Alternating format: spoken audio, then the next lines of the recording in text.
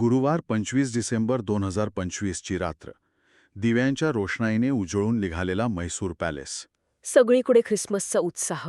हो, पर्यटकांची प्रचंड गर्दी, फुलांचं प्रदर्शन, संगीत, म्हणजे वातावरण एकदम जल्लोषाचं होतं. आणि मग अचानक सगळं बदलतं. अगदी. रात्री 8:30च्या सुमारास एक कानठळ्या बसवणारा स्फोट होतो. आवाज इतका मोठा की असं म्हणतात 1 किलोमीटर दूरपर्यंत सगळं हादरून गेलं. एका क्षणात तो सगळा आनंद भयान शांततेत बदलला. आज आपण याच धक्कादायक घटनेचे धागेदोरे उलगडणार आहोत. एका क्षणात आनंदाचं रूपांतर शोकात कसं झालं. आणि ही घटना दिसते तितकी साधी नाहीये. म्हणजे एका फुगेवाल्याच्या सिलेंडरचा स्फोट होतो, पण त्यामागे एक असं वास्तव दडलंय जे आपल्या सगळ्यांच्या सुरक्षेवरच प्रश्नचिन्ह निर्माण करतं. सुरुवात करूया त्या बातमीने. म्हैसूर पॅलेसच्या जय मार्तंड गेटसमोर फुगे भरण्यासाठी वापरल्या जाणाऱ्या एका सिलेंडरचा स्फोट झाला. आणि त्यात एका व्यक्तीचा जागीच मृत्यू झाला. हो, सलीम नावाच्या एका 40 वर्षीय व्यक्तीचा. ते उत्तर प्रदेशातून आले होते. पण इथे एक मोठा प्रश्न आहे. कोणता? बातमीमध्ये हेलियम गॅस सिलेंडर असा उल्लेख आहे, पण हेलियम तर सुरक्षित, न जळणारा वायू मानला जातो. मग इतका मोठा स्फोट झालाच कसा? हाच या बातमीमधला कळीचा मुद्दा आहे. हेलियम खूप महाग असतो, त्यामुळे खर्च वाचवण्यासाठी मला वाटतं जवळजवळ 99% फुगेवाले हेलियमऐवजी दुसराच गॅस वापरतात. अच्छा, कोणता गॅस? हायड्रोजन. स्वस्त आणि अत्यंत ज्वालाग्राही.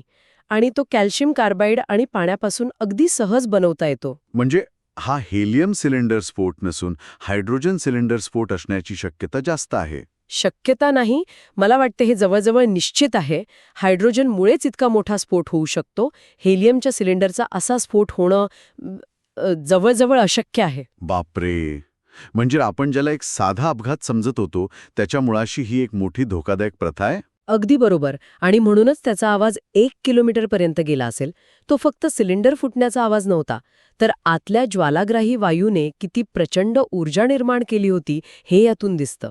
आणि त्या स्फोटामुळे जो गोंधळ उडाला, त्या जखमींच्या आकड्यांबद्दलही सुरुवातीला संभ्रम होता, की नाही? हो, होता.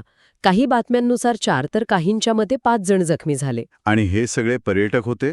बंगळुरू, नंजनगूड, कोलकाता. अगदी वेगवेगळ्या शहरांमधून आलेले.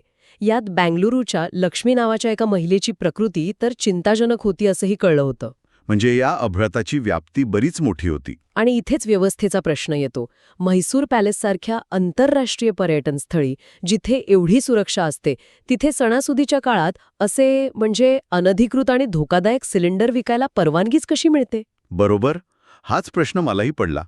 यांची तपासणी कोण करतं? याचं कोणतंही उत्तर मिळत नाही. पोलिसांनी यात कोणताही घातपात नसल्याचं लगेच स्पष्ट केलं. पण इतक्या मोठ्या पर्यटनस्थळी सणासुदीच्या काळात झालेला स्फोट हे इतक्या लवकर कसं ठरवलं गेलं असेल? मला वाटतं प्रशासनासाठी घातपात म्हणजे फक्त दहशतवादी हल्ला. पण नियमांकडे सर्रास होणारं दुर्लक्ष आणि पैशांसाठी लोकांच्या जीवाशी खेळणं हा सुद्धा एक प्रकारचा घातपातच आहे की नाही? सामाजिक स्तरावरचा घातपात, खरंय? हो. फॉरेन्सिक तज्ज्ञ आणि पोलीस आयुक्त घटनास्थळी पोहोचले, पण हे सगळं घडून गेल्यावर महत्वाचा प्रश्न हा आहे की हे घडूच नये म्हणून काय केलं जातं? तर या सगळ्याचा अर्थ असा की ही बातमी फक्त एका फुगेवाल्याच्या सिलेंडर स्फोटाची नाहीये. नाही. ही बातमी आहे आपल्या सार्वजनिक ठिकाणी असलेल्या अदृश्य धोक्यांची आणि त्यामागे असलेल्या आर्थिक सामाजिक समीकरणांची. ही घटना आपल्याला रोजच्या आयुष्यातल्या वस्तूंना वेगळ्या नजरेने बघायला भाग पाडते. अगदी. ज्या गोष्टींना आपण अगदी सहज आणि निरुपद्रवी समजतो, त्या खरोखरच तशा आहेत का, हा प्रश्न आपण स्वतःला विचारायला हवा. आणि सुरक्षितेची जबाबदारी फक्त प्रशासनाची नाही तर आपलीही आहे. हो. एक नागरिक म्हणून आपणही जागरूक असणं खूप गरजेचं आहे. खरंय. म्हणजे पुढच्या वेळी एखाद्या जत्रेत किंवा पर्यटनस्थळी ते रंगीबेरंगी फुगे पाहताना आपल्या मनात हा विचार येईल का, की त्यातील हवा सुरक्षित हेलियम आहे की धोकादायक हायड्रोजन? आणि त्या फुगेवाल्याच्या चेहऱ्यावरच्या हास्यामागे दडलेले ते आर्थिक वास्तव आणि तो धोका, तो आपल्याला दिसेल का? हा एक मोठा प्रश्न आहे.